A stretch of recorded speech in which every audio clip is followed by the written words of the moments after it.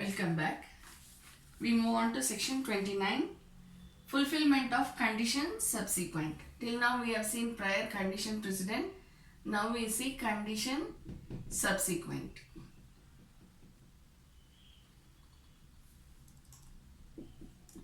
Okay. Now condition subsequent. What is, see, there are two types of dispositions we have read till now. One is prior, one is ulterior. Ulterior means the later one. Am I right? So when we are talking about condition subsequent, obviously we are talking about the ulterior disposition. Okay. So what is this condition subsequent? No transfer can take place till the condition subsequent is fulfilled.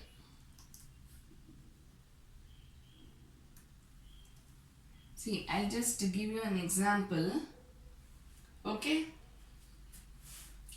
If there is a transfer of property, okay, to A, and he says the property will get transferred to A after. See, usually, all these things you find in the will, especially in the will. And other, of course, sale deed also you find, power of attorney you find.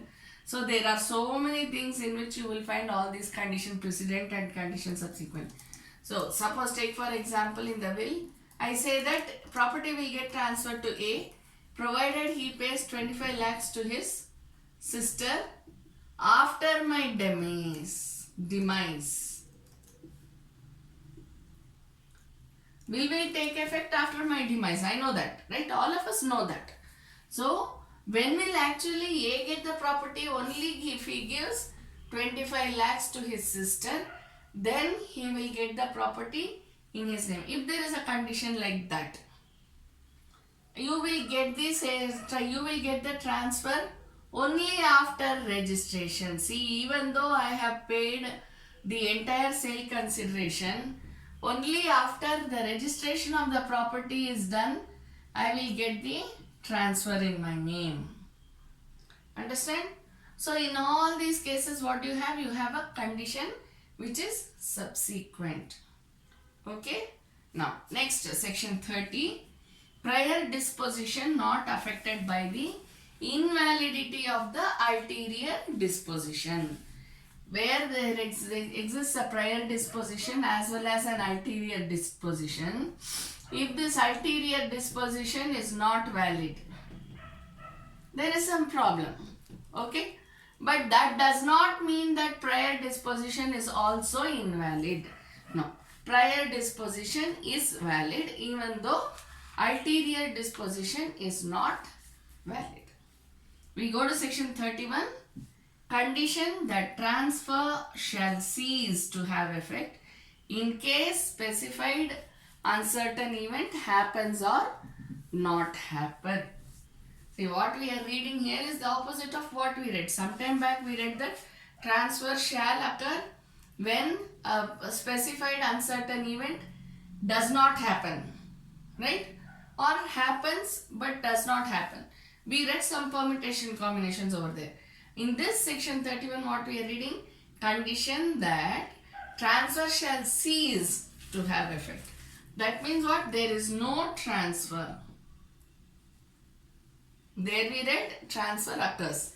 Here we are saying no transfer. In case specified uncertain event happens or does not happen. Now again we have to say happen or does not happen is what we have to write about. The person who is disposing has to write whether it is happen or whether it is not happen. Okay. So here what is the case? There we read transfer shall occur. Here we say that it is no transfer. Transfer shall not occur upon happening or not happening of a specified event. Transfer shall not occur upon transfer of a happening or not happening of a specified event. Whether it is happening of a specified event or not happening of a specified event. Whatever we have chosen. Okay. So here in case the specified event happens, then transfer shall not occur. In case the specified event does not happen, then the transfer shall not occur. See, simple example I'll give you. Sometime back we read a section which says that on attaining a particular age, transfer shall take place. If a person does not attain that particular age, then transfer shall not take place. That is how you have to write this section. That's it. There what is written, transfer happens upon attaining a particular age. But here when you are writing the same example here, how you will write, transfer shall not occur till he attains the particular age. Okay. So that is what is section 31.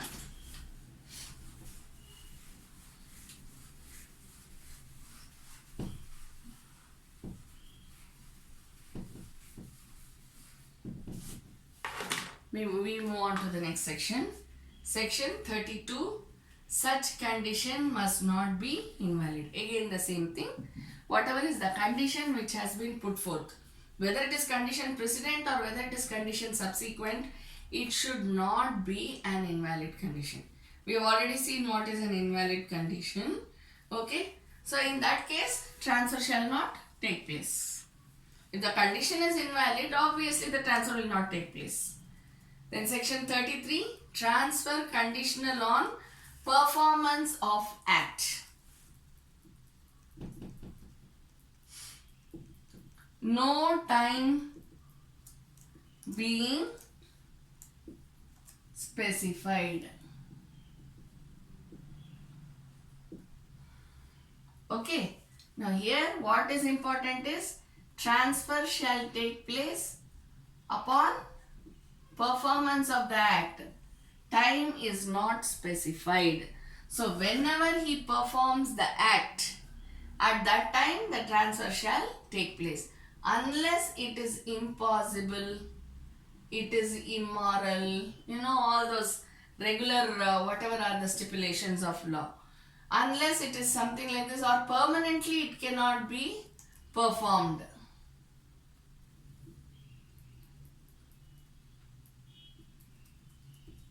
Understand? So in all these cases what happens? The transfer shall not take place. Understand? See, in this thing I can give you one example. You have the Money Laundering Act. Money laundering is what? Proceeds of a crime is also included. Proceeds from an offence is also included under money laundering. So what we have write over here, when we are talking about money laundering, proceeds from an offence are also there. Now, if I give I tell some person to commit an offence, I say that property shall be transferred to you. I will give you my house if you commit that particular offence. Okay? And that person goes and commits the offence and comes back. Will the condition be valid? It is not valid, no? Condition is not valid. So even though there is no performance of the act, the performance of the act has taken place, but the condition is invalid. But if the performance of the act is there, but there is no time being specified, then whenever the act is performed, at that time the transfer shall take place. Understand? If time is being specified, then within that time period. Otherwise, where there is no time being specified, unless it is impossible, immoral, permanently not possible, it should be performed.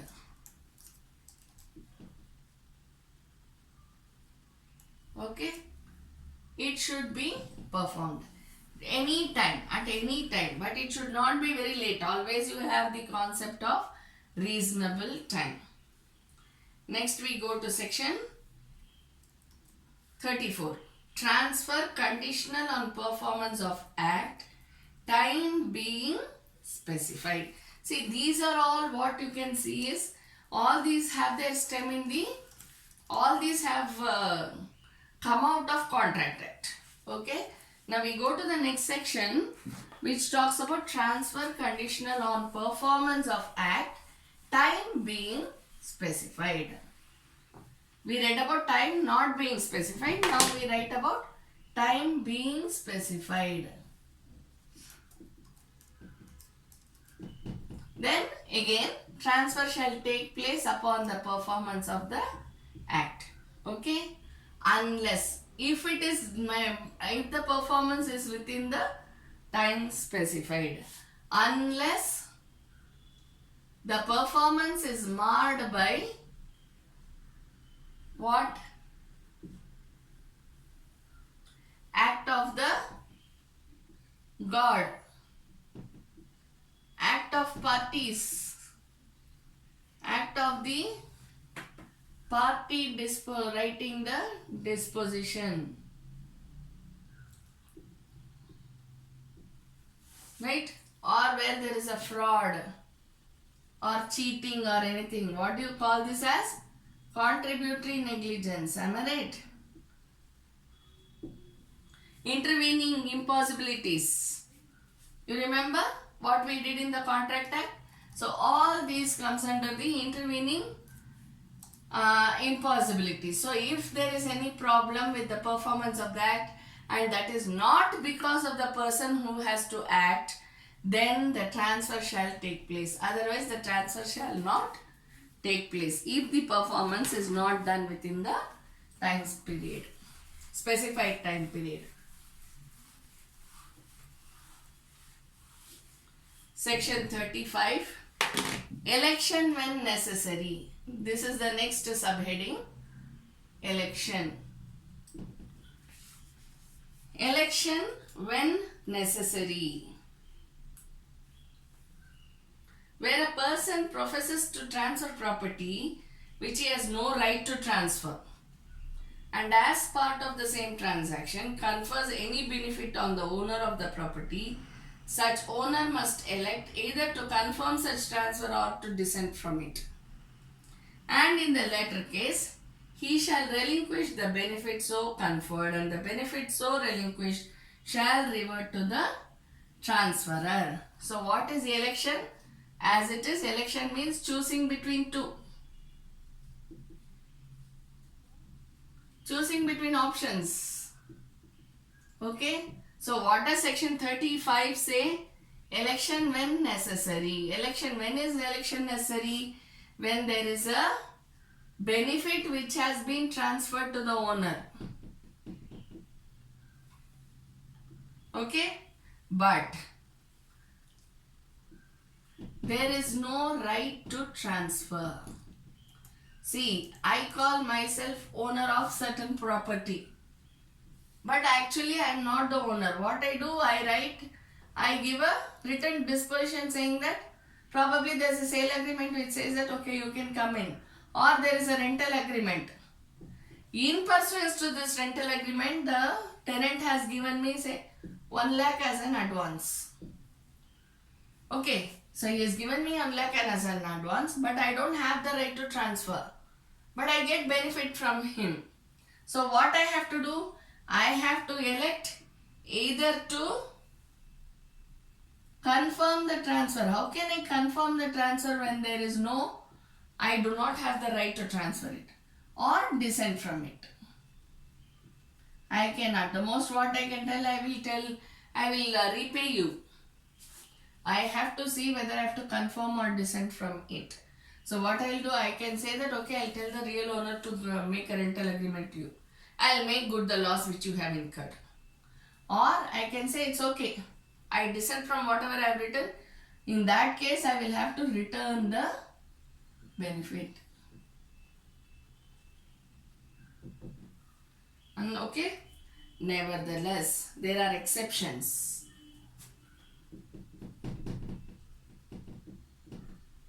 What are the exceptions? Where the transfer is gratuitous. Number 1, transfer is gratuitous. Why you have to write this? You know this depends upon the capacity of party in Contract Act. Okay, so you should read this section in connection with the capacity of parties under Contract Act. So what is the first one? We have a right to election, where election is necessary, either to confirm it or to dissent, where there is no right to transfer. Am I right? But where it is gratuitous and the transferor has before the election died or otherwise become incapable of making a fresh transfer. Where it is gratuitous. Gratuitous means what? Gratitude, am I right? Where it is out of gratitude. See, if I am giving some property of mine to a trust, okay, I have written a property to a trust, but at the last minute I chose, oh, I don't want to give it to this trust, I will give it to someone else. So I can take it back and I can give it to somebody else, right? But where it is gratuitous, I do not have the right to election. So what is written? And the transferor has before the election died. If I am alive, I can say no, cancel this will. But if I am not alive, then what will happen? The bill will take effect, right? So before the election, the transferor either dies or otherwise becomes incapable of fresh transfer. Exception is what? Where it is gratuitous. But gratuitous also before election, he should have died or become incapable of further transfer. If I am still alive and capable of transferring it to someone else instead of this particular trust, I can do it.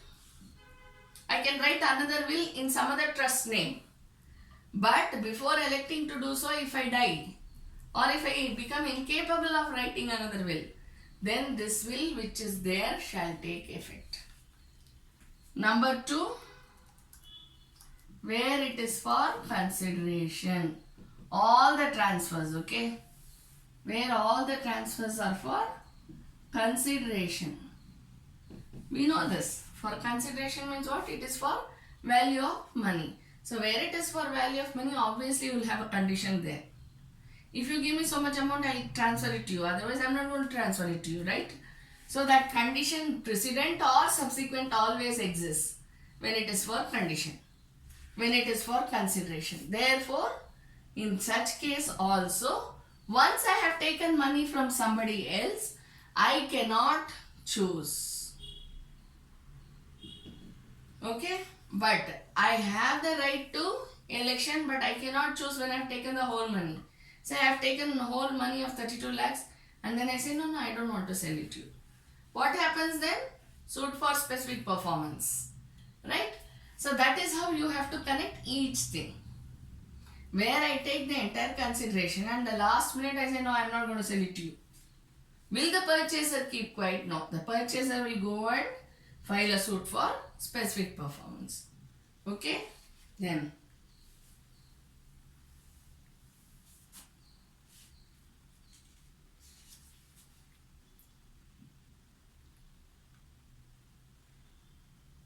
we have these exceptions to the 4 rules.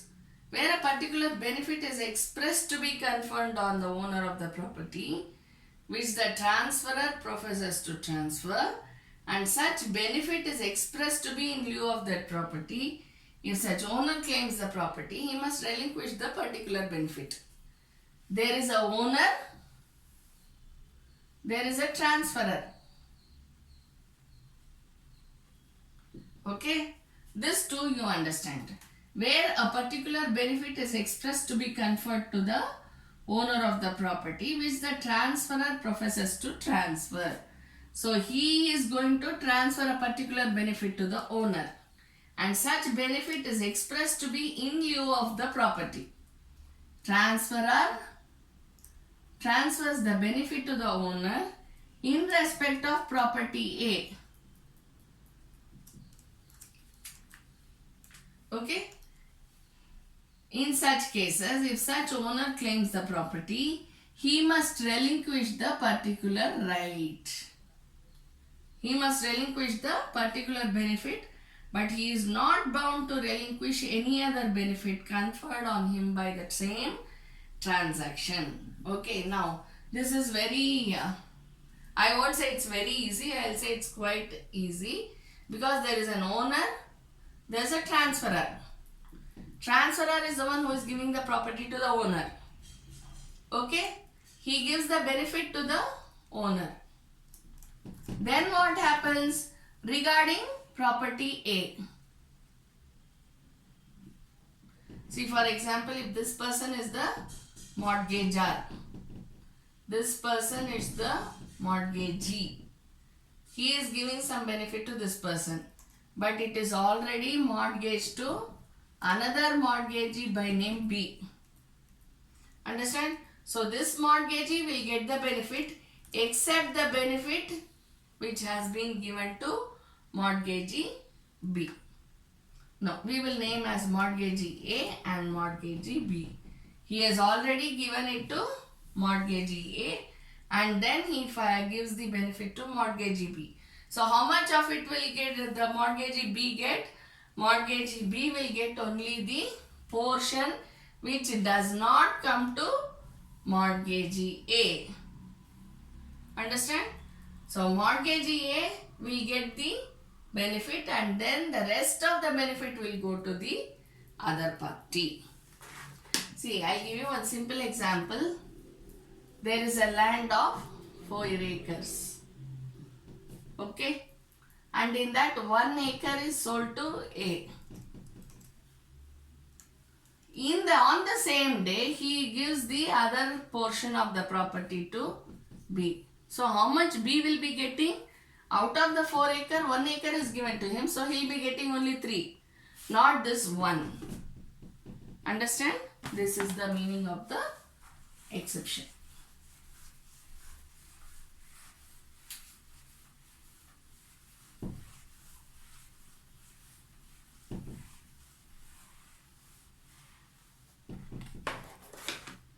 Then, acceptance of the benefit by the person on whom it is conferred constitutes an election by him to confirm the transfer. So, when it is transferred, how should it be? There should be the acceptance. See, these are all stemming out of the Contract Act. So, each time you read about all these things, you should remember the contract. There is an offer, there is an acceptance, consideration. So, this is the same thing regarding the performance of the act.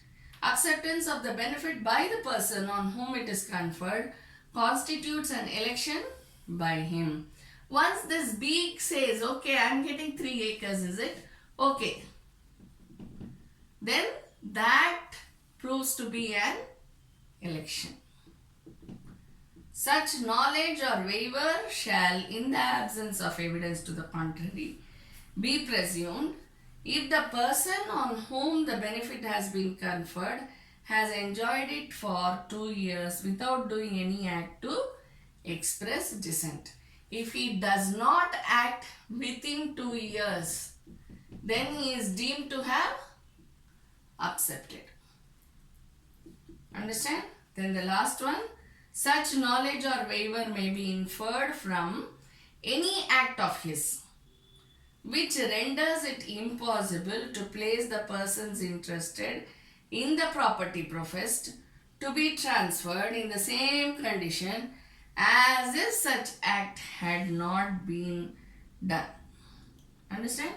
So, where there is a knowledge or acceptance, where there is a knowledge or waiver, even though the act has not been done, it shall be deemed to be an election. Okay? We go to the next section, that is the next subheading. It talks about apportionment. Section 36 talks about apportionment of periodical payments on determination of interest of persons entitled. In the absence of a contract or local usage to the contrary, all rents,